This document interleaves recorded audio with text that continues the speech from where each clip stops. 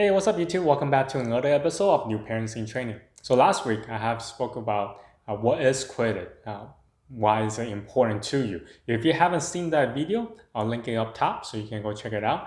And today is just continuation of what I have learned so far from the class I have attended regarding credit and what it is and why you should care. As you can see from the title, today's topic is about credit score and mainly on FICO score. So before I start with today's video, don't forget to like and subscribe. All right, let's get to it. So today's video is on credit score. Now I really want to focus on FICO score. There are plenty of credit scoring systems out there, but FICO score is the most widely used one by the lenders.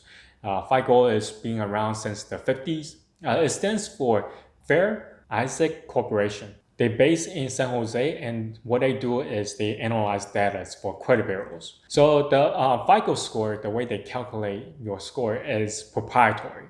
Now that means they're not going to tell you exactly how or why they score you the way they score. But they do have guidelines in terms of what goes into your credit score and what percentage will account for that big chunk of your score that you got. The average FICO score in the US is 704. That's where 66% of Americans have good FICO score and above. So let's talk about how they come up with that score. As you can see from the chart, so they're divided up into portions.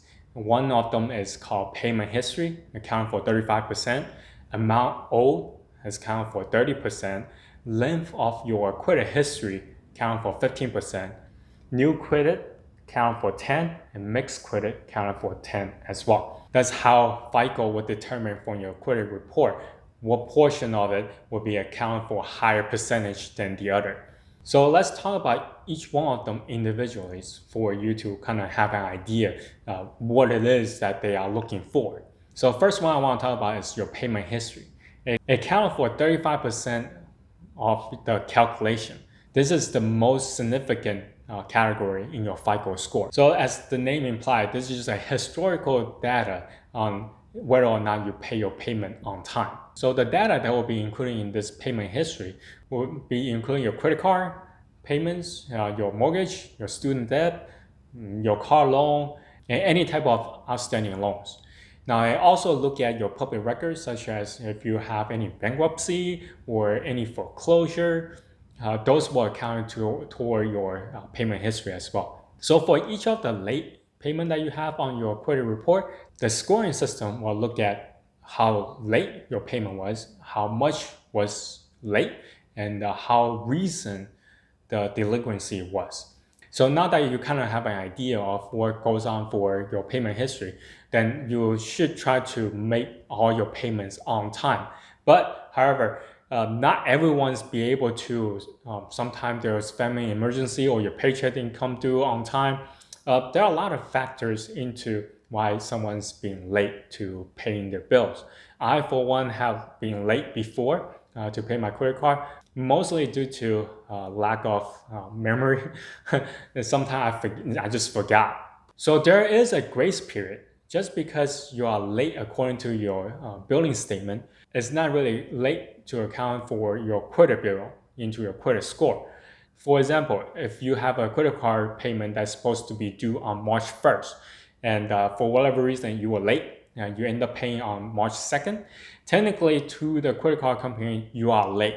So there will be a late fee and so on and so forth, interest and whatnot, that will be applied to your account. However, the credit card company will not report you being late to the credit bureaus. So the grace period is over a period of 30 days. As long as you're able to pay the payment for a credit card test, within 30 days, the credit card company will not report you to the credit bureaus. It's best for you to check with all your lenders or your creditors when they will actually report you to the credit bureaus. Because there's a huge difference. Just because you are late on their account doesn't really mean you show up late on the credit bureaus. But try to be on time. For credit card, I know that sometimes people charge the credit card more than they're able to pay, but at least try to make the minimum payment. As long as you make the minimum payment, that account for you being on time.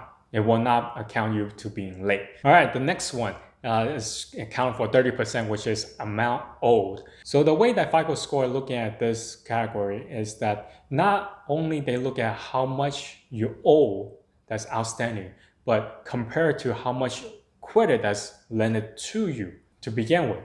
So they want to see your credit utilization ratio. So the lower that your credit utilization ratio is, the better that you will score in this category. So what is credit utilization ratio? You can think of this way. For example, let's say if you have a credit card that has a credit limit of $1,000, and every month you only use 500 of that. So to FICO, you are only using 50% of the credit that's extended to you. Credit utilization ratio will be at 50. Now, let's say next month there's a new credit card that you really want to get, and you apply and then you got it.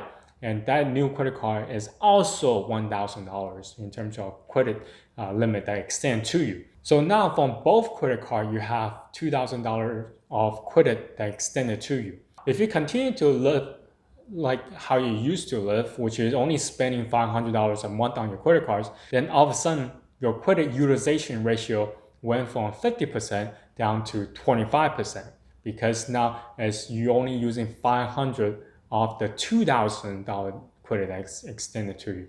And also take into consideration that if at any point in your life that you decide to close a credit card, don't close the one with the most credit that extended to you. If you do that, all of a sudden your credit utilization ratio will go way up. That will hurt your FICO score. The next category they look at is the length of credit history, which accounted for 15%. So FICO will look into your credit history and see what's the oldest account that you have and how long you have it open for.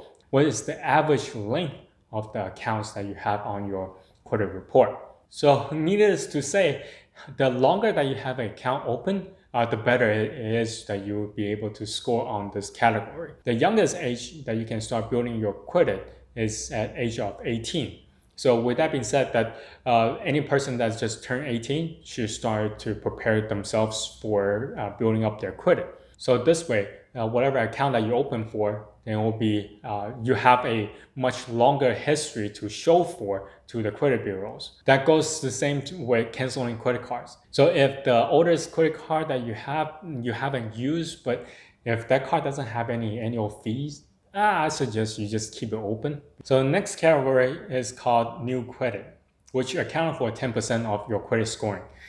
And what it does is the FICO will look into how many of the new credit that you open up. Because if you open up many accounts all at once in a very short period of time, the lender or the creditors might see that as being a credit risk, because you have so many credit that's being opened up. So let's say if you want to open up a bunch of credit cards and you want to buy a car, and on top of that you want to buy a house, maybe you wanted to space that out just so that your credit score will not get hurt all that much. Because every time your credit report is being pulled by any of the creditors, your credit score will go down.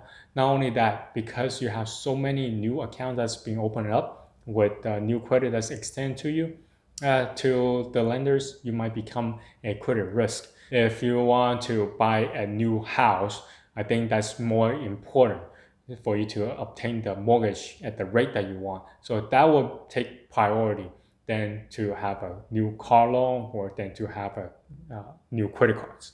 Okay, so the last category is called credit mix, accounting for 10%. So what FICO is looking for is to see what variety of credit do you have in your portfolio. Now, if you have student loan, that counts as one type, and you have credit card, that's account for one type, mortgage and car loans, so on and so forth. Now, this is mostly geared toward someone who just started to build their credit history. For someone that's have a pretty long, extensive credit history, this might not account as important as all the other ones. So yeah, those are the types of categories that FICO scores were looking into. According to FICO, this percentage that they have for each category is based for general population. Now, for someone who just started out building their credit history, FICO might weight more on one category than the others. It kind of all depends. But for the general populations out there, the average folks, this will be how FICO determine how they will score you based on what they have. So this is what I have learned from the class I took. And there are more information I want to share with you guys, which I will post on the next weekend as well. And it's continue on for this series on credit.